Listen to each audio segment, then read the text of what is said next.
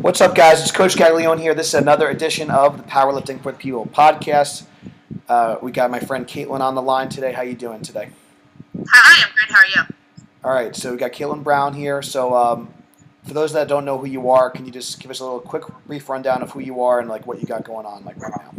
Sure. So, as you said, I'm Caitlin Brown. I live in Richmond, Virginia, and I am a coach in training with the USA Para Powerlifting team.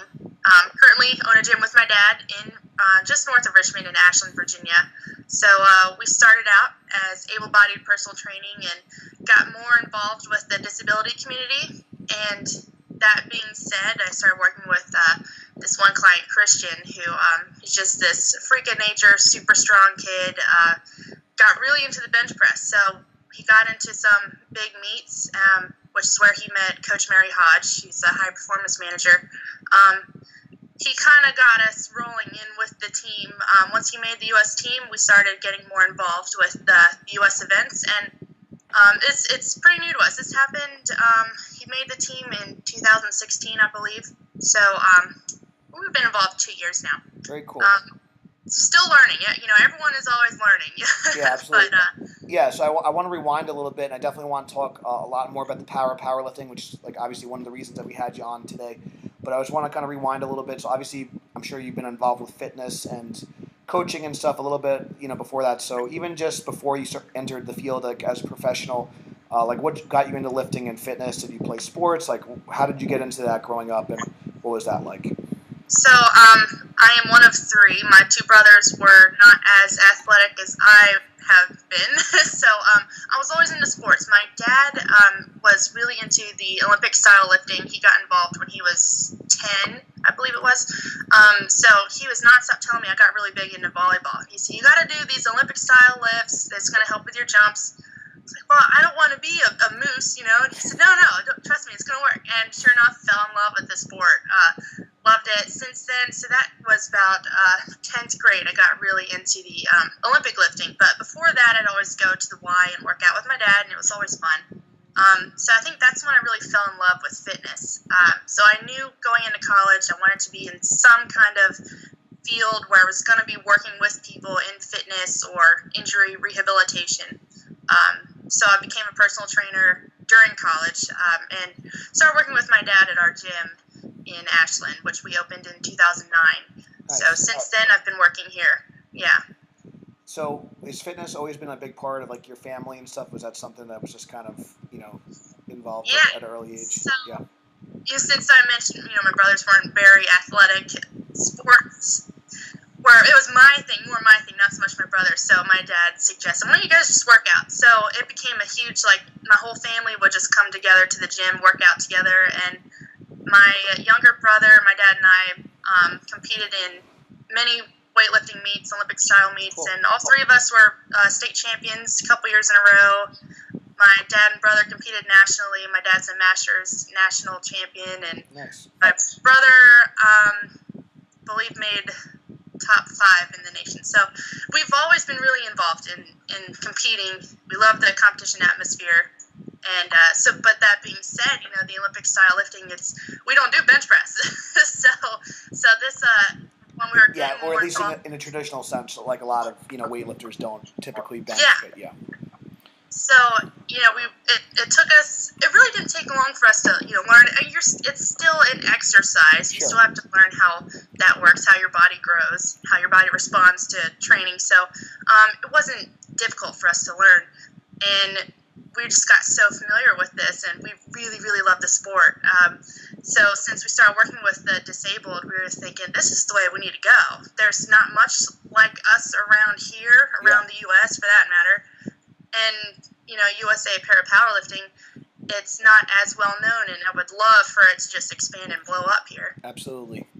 And for those that don't know, so in the powerlifting world, it's just the bench press is a contested event. And again, I want to kind of keep diving in. I know you're really excited to talk about the para stuff, but I want to keep talking about because I think there's other stuff too. And like I said, we're just gonna have the conversation kind of flow a little bit. So I think it is cool that your family kind of brought you into just athletics and training and stuff. So it's kind of funny. So like in my family, it's actually kind of the opposite, where a lot of overweight, some health issues and stuff, and I was more of the oddball in my family, where in eighth, ninth grade, I started getting into more wrestling and football and stuff, and I had lost a lot. I was very heavy, very young, lost a lot of weight for wrestling, and I started to really get into training quite a bit. And long story short, so I've been kind of like popping up and down with my weight loss and things like that. But lifting and training was always a part of my life, and actually it was my dad's like first like strength workout today, which was pretty cool. So I think it's great that if you have an environment where you have people that are supporting each other. So one of the things I wanted to kind of ring home, I think was good. So you were very very fortunate, and other people may not be as fortunate, but I think that one of the things that my buddy Mark Bell says is that you want to try and be more inclusive and less exclusive. So I think making it a family thing, making it a more team environment, like supporting each other no matter like what the level is, and I think that goes hand in hand, whether it be able-bodied or just people with disabilities, but just having that support system and being encouraging and kind of bringing more people together, I think is big. So I definitely wanted to kind of bring home. I think that's really cool. I've learned that with my own training. I'm like, I've got to have someone there with me. Kind of, they might not even be sitting there telling you, "Come on, you got it." It's just having someone there is already motivating enough for me to work out. Especially with having family and friends around, it just makes it more fun and makes us more excited to get to the gym. It's like, sweet, I get to hang out with family tonight, or get to hang out with my friends tonight at the gym. It helps a lot. And I wanted to keep for the weightlifting, and for those that aren't familiar, because like this is like a more of a powerlifting based podcast, but weightlifting, the snatch, the clean and jerk, the Olympic style lifts. Was that like I know you said you got into that really early in like 10th grade. Were those like kind of hard for you to learn? Did it take some time? Did you pick it up kind of quick, or what was that like that process like for you? So that's where seeing CrossFit, they do those lifts in CrossFit, and sometimes it's a sport. The Olympic lifts are so technical. You're not going to learn it overnight. It took me a solid year before I felt comfortable with doing a snatch. Before I finally felt like, great, I feel like my shoulders are finally stretched out to where it needs to be. The bar's landing where it needs to be. I'm bringing it close enough to me. It's very difficult to get that technique down. So again, it took about a year for me, and I feel like that's about average. Yeah, I think that, and the reason I kind of asked that, because I think, like, for me, I am one of those people that I try not to, like, knock it until I've tried it. I've done kettlebell lifting, I've done some weightlifting, CrossFit, you name it. Even, like, I never put, like, a real ton of time into it, but even, like, to this day, I have a hard time, like, getting a good rack position for a clean, for example. The snatch is very challenging. There's a lot of timing and stuff. And the reason I kind of mention that, and it's not to knock any one sport, because I think all these, strongman, powerlifting, weightlifting, CrossFit, I think they all have their place and they all can be great tools. But one of the things I really like about powerlifting, and in particular something like the bench press, whether it be a more, powerlifting or powerlifting, I think the barrier of entry is a lot lower. And as far as the ability to do that, the bench press is a lot more of a simple movement. You don't need as much mobility to do it. I think a lot of people can pick up the technique and the skill a lot faster, which is one of the reasons, and again, the whole point of the podcast, Powerlifting for the People, is that really anyone possesses the ability to get stronger, and there's going to be some variation, whether it's with a light bar or a dumbbell or a band or whatever, some variation of the lifts, like I said, in the case, for the bench press, that usually someone could do, and even if you can't squat and deadlift, maybe you could bench, or if you can't squat, you can maybe bench and deadlift. So I think that's a really cool thing, and I think that's one of the great things about powerlifting is that it is so scalable, and there's a lot of people that kind of do it. So yeah, absolutely. So I wanted to also kind of, before we get into the power stuff, what was it like kind of as an up-and-coming trainer? What was it like kind of starting out? What are some things that maybe mistakes you made or things that you learned along the way? Like, how was it like kind of, going, so you went from being really athletic and competitive yourself, now you're trying to help others. What was that like transition like for you? So I really started out when I was in college, so I'd take my roommates to the gym with me, and I think my biggest issue at the time was I don't want to come off as a know-it-all, but at the same time, I'm a huge stickler for form, and I think that's the most important part about lifting in general. It doesn't matter what you're doing, curls, tricep extensions, whatever. Form is very important, and I hate just nonstop, like, okay, you're doing it wrong, you gotta do it this way. So I think it was learning how to tell people how to do it right, or also knowing, okay, I'm talking too much, they're not gonna want to come to the gym anymore. Yeah, I think that's a really good point for like new coaches out there, especially as you get more knowledgeable and you're excited and you want to like kind of start. But if your cue is like a paragraph long, and if you're talking more than and at some point you do want a training effect for the client, you want to make sure they're engaged, and also just from a motivation standpoint, if there's like 20 things wrong with their form, maybe focus on the most critical one. Maybe focus on one thing for that session and kind of build on that.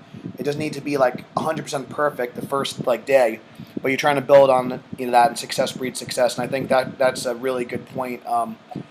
One of the things I heard from when I was up and coming, I was doing an internship, an observational internship at Mike Boyle's, and one of the coaches said that like basically if you see a fire, you want to put it out, but at the end of the day, you do want to get them training, and you don't want to be so discouraging. So there's a big psychological component with training too. So do you have any advice on like balancing, like obviously making sure that you're motivating, but also like making sure they're moving along the process? So you're kind of you're encouraging, but also like making sure that they're making improvements along the way.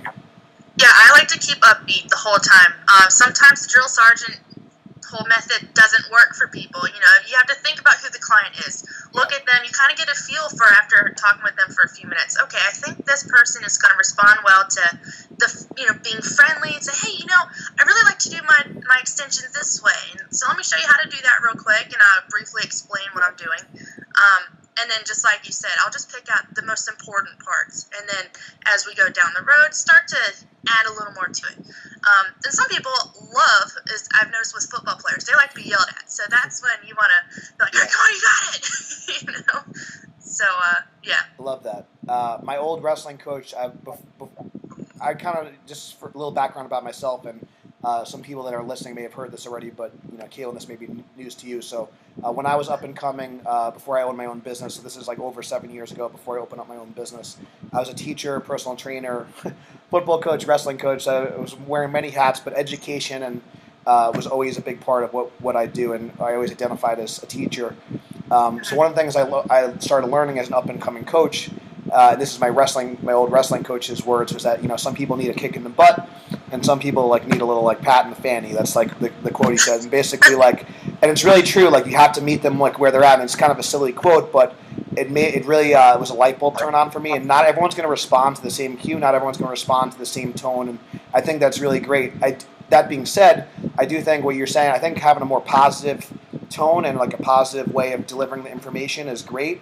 And then one of the things that also I always learned is, even if there's like 20 things wrong, try and like tell them like one good thing they did. So we call it like a feedback sandwich. Give them one positive thing they did well, make the correction, and then kind of end positive. So like you always start off on a good positive foot, and if you always only, and just this goes for life too. If you're always harping on the negative, I think that also kind of puts you like in a bad frame of mind. So I think that's great. I love it. So I think for the people that are getting interested in coaching, I think these are a lot of great lessons to be learned. So you climb in the ranks as a coach. You're working with your father. You're getting a lot of experience. Did you ever have a kind of like a defining moment where you're like, this is something I want to do long term, like, or was it just kind of like or did you kind of always know that you wanted to be a coach? Was there anything like where you're like, man, this is really feels special. I feel like I'm like kind of having, this is my passion, my purpose. Tell me about that a little bit. So like I said, I started out with just able-bodied personal training, and I knew I wanted to be in the fitness field forever. I've always known that. But when one of my clients asked if we'd ever work with someone with a spinal cord injury, I was like, okay, I think I'm not opposed to it. Let's try it out. So we learned a little bit about that, and then this guy came in. We started working more with that, and one of my clients, he was told he'd never walk again, and of course, we're like, well, we're going to do our best. We're going to figure out what we can do with the muscles that do and don't function, and so now he's walking, and wow. It feels so amazing knowing that, not everyone's going to be able to do that, but knowing that you helped that process, you helped give them that motivation they needed, and excitement too. You're like, shoot, let's do what we can. It worked out great. So then having our lifter Christian in, at that point I knew I wanted to stick with the disabled, working with them. So would you say that particular client, like having that much of an impact, was that like, man, like this is like a whole other world, and I really want to dive into this a little bit more? Would you say? Was that yes. Cool. And in fact, we stopped advertising for able-bodied personal training because we only want to work in this field. Specialize so a little bit. So rewarding, and it's just so exciting. And it's what they need. It's really neat to see people come in and say, this feels like home. This doesn't feel like I'm going to therapy. And I love that. and they do too, for that matter.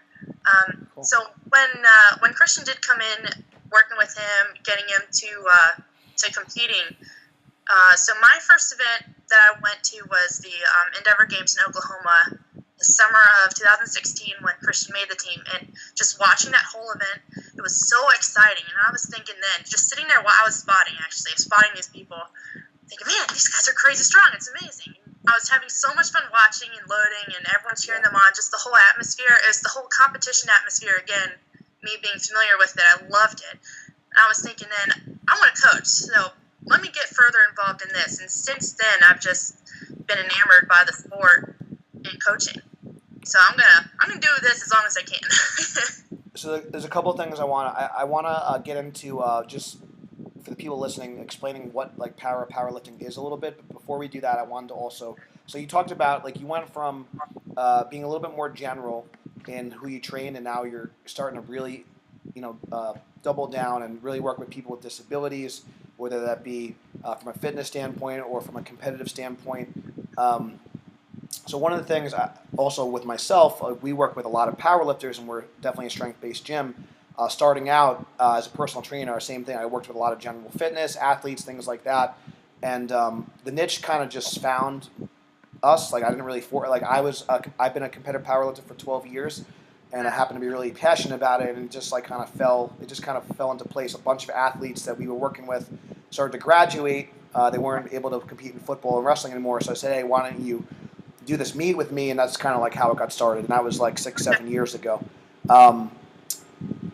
I guess so. I think that's like kind of important. Like when people, I don't think you necessarily need to specialize too early, but eventually, like I think that your niche kind of finds you, and it seems like it did for you as well. Absolutely. It wasn't like something that you went out. You're like, I want to work with people with disabilities. It kind of just like happened like naturally. So there's like a natural progression there. So I think that's really cool.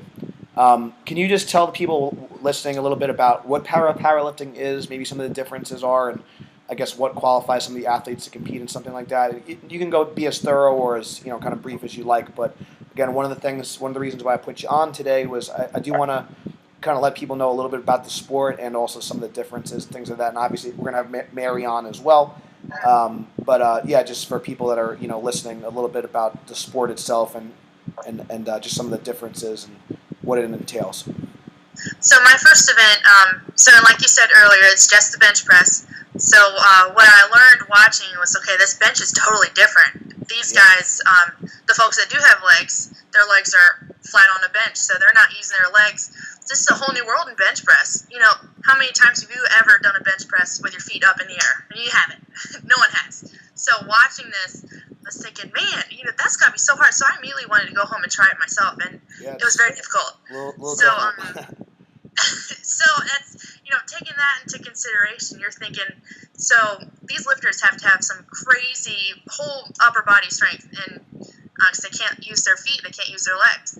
So watching that and going to these camps, I'm learning more and more about how the athlete needs to be able to respond well to criticism, because it's very technical. And I say all the time, I feel like this sport is more technical than strength, because if you watch any world meet, you're like, wow, that 426-pound lift looked awesome. Why was it all red lighted? Well, because the bar seesawed a little, or the guy's foot just tilted over.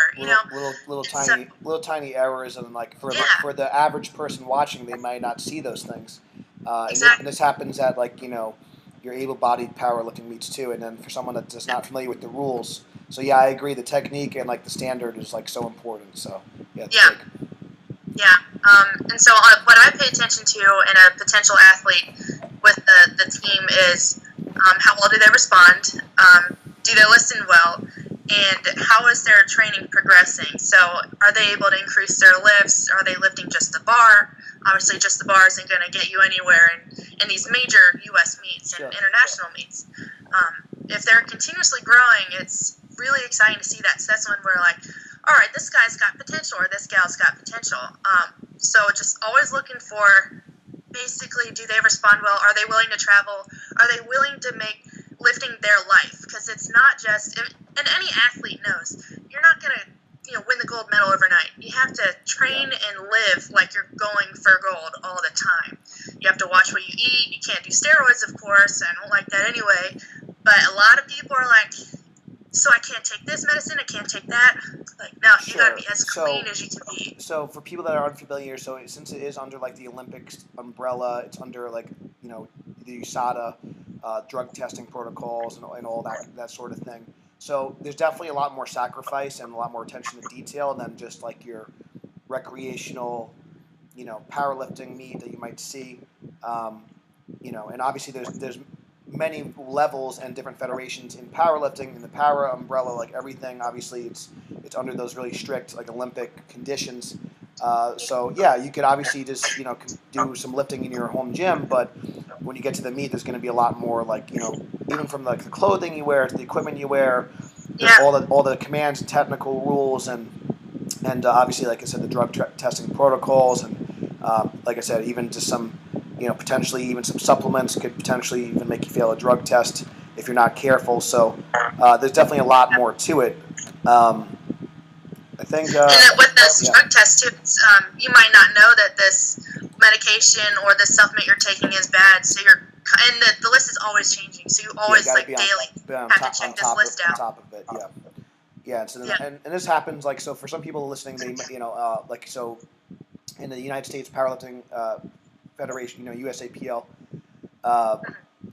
they have similar kind of protocols and stuff. I'm sure that the lists are. I'm sure there's some overlap and some differences, but as far as where your whereabouts are and things like that. So obviously, if you want to compete at the highest level, these are some things to consider. And if you want to do it more recreationally, there's obviously other options for that as well. But it is kind of important to realize these things if you do want to get involved. So just also too, we went through a lot of like the rules and some of the X's and O's, but also who can actually compete in powerlifting? What kind of person? What kind of injuries do you see? Like what kind of qualifies someone to be able to compete in a para event? So it is more of a physical disability. You cannot have any visual disability, nor can you have a hearing disability.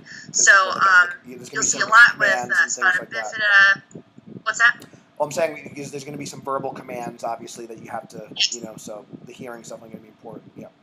Yeah, exactly. And same with the visual commands. You might not think it, but those who are familiar with just bench press in general and lifting competitions, you will see that the head ref will usually wave his arm, start, rack. So you have to be able to see that as well, which is why they don't have visual or hearing impaired lifters. Like I said, it's more the physical disabilities. All kinds of, I've seen polio, amputees, of course, and spina bifida, cerebral palsy. You have to be able to wrap your hand around the bar, both hands. And you can't use a glove. There's those active hands that sometimes you can use in little local meets, but in the big events you can't. You have to be able to just use your hands. Cool. Yeah, one of the things, we hosted our first clinic not too long ago, and at the end of July, and I actually, I mentioned before that I was in the teaching field for 6 years, and I was in the special education field, so I did have some experience working with some people with disabilities, but those were obviously different, more cognitive disabilities, not as much physical. So I was a little, as much experience as I've had coaching people, I haven't worked with a lot of people that amputees and things like that. And one of the things that I was really amazed and I thought was really cool was just seeing how much they can do and how independent a lot of these guys and gals are. And that was really motivating for me as well. And I think it definitely, when you see some of these athletes, it put things in perspective of what's actually possible. And also just to be grateful, of the function that we have, our legs and things like that. And we kind of take for granted, I think. And I think, I know for myself, that was something really cool for me. I wasn't really sure what to expect. And so I don't know if you could talk about that a little bit or how if you have a similar feeling, but I know that was something really a cool experience for me just to kind of see what these guys and girls can do, even with some of the limitations that they have. Yeah, so I definitely learned very quickly. Don't complain about your legs being sore after leg day. That was a little uncomfortable for me, but the thing is that all the athletes that I've met anyway have just had the greatest sense of humor about it, and they'll just make fun of each other. It's funny, of course. I don't want to say anything that'll make anyone offended, but of course. I'm still being careful myself. But they truly are the most motivating people. They'll never complain about their own injury and disability, which I find just spectacular. Because I got a broken arm now, and I'm just always complaining about it. And as I do that, I'm like, just shut up. There's other people with worse problems. Yeah. So it definitely humbles you. The whole experience of working with these guys and gals. Yeah, I think the adage of focus on what you can, not what you can't. It really applies to any situation, whether you're disabled or not. And one of the things I have some tattoos and stuff, and I have this was just cool. A lot of my kind of tattoos have meaning, but I have the worst hand in poker tattooed on my arm, and the whole point of that is it's not the hand you're dealt, it's how you play your cards. And I think that's a really good lesson for a lot of people. And these athletes really embody that, I think. I noticed that they were super positive and even maybe more so than your average person. Again, not to offend anyone, but it's really cool to see. And I think that sometimes a lot of us, again, in the United States, we're all very fortunate. A lot of the world, we don't have we have these we have these computers that are handheld that we rely on and all this stuff. And some people are just worried about getting food and shelter just to survive the next night. And I just thought it was really cool, and I think that was one of the reasons why I'm excited to get involved more in the sport. Again, not to beat a dead horse, but I think it's really fortunate. I think for people listening that maybe you are having a bad day or a bad week or a bad couple of months, there's always someone worse off. There's always someone better off. But just be grateful for what you have, and I think having that positive outlook is you're always going to be more successful and just feel more fulfilled in general. So cool. I don't know if I guess maybe if some people are watching, I guess this is a two-part question. If maybe someone's looking to get involved in powerlifting, whether that be as an athlete or maybe helping coach, whatever. How can they get involved if they want to learn more about it? What are some resources? Where can they go? So I'd say first off should be go to our website. So it's www.disabledpowerlifting.com, and we also the USAPP host is Logan University. It's a chiropractic college in St. Louis. Actually, what I've done multiple times trying to find the website was just Googling Logan University USA Powerlifting and Parapowerlifting, and it'll pull you right to that page, or just go to their website, of course. And on both these websites, there will be camps and they're not just for athletes, potential coaches, you name it. If you want to come to these events, the information will be on those websites. And then from there, I would attend a camp or a clinic. Camps are really important because they're the longer ones. Normally, 6 to 8 hour long camps, and then clinic is about 2 hours.